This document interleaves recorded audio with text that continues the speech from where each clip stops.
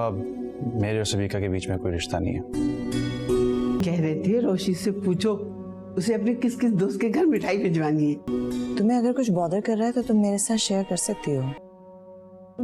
सुल्तान बता रहा था कि सबिका आई थी, सब तुम्हारा पूछ रहे हैं। फिर फौरन ही चली गई।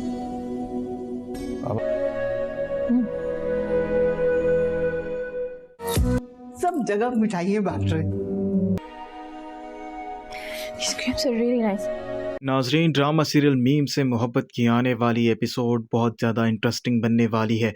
नेक्स्ट एपिसोड में आप देखने वाले हैं सबिका तो ये सोचकर आई होती है तला ने उसकी इंसल्ट की है और तला को अपनी गलती का एहसास हो गया होगा और तला मुझसे माफ़ी मांगेगा। इसलिए जैसे ही वो तला के घर आती है तो तला से यही कहती है तुम्हें मुझसे माफ़ी मांगने के लिए मेरे घर आना चाहिए था।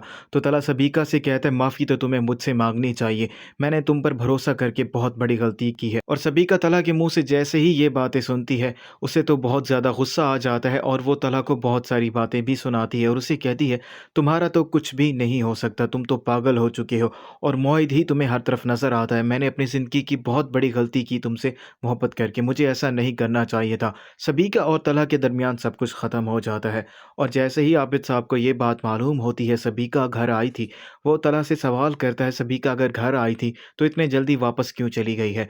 तला अपने बाप से कहेगा अब मेरे और सबिका के दरमियान कुछ भी नहीं रहा, हमारा रिलेशनशिप अब ख़त्म हो चुका है। तला अपने बाप को सारी हकीकत बताएगा मुझसे बहुत बड़ी गलती हो गई, मैंने सबिका पर भरोसा कर लिया और सबिका को मोहित बिल्कुल भी पसंद नहीं है और वो उसके लिए बिल्कुल भी ठीक नहीं है। आबिद साहब तला से कहता है यही बात मैंने तुम्हें पहले समझाने की कोशिश की थी लेकिन तब तुम्हें मेरी ये बात समझ नहीं आई थी।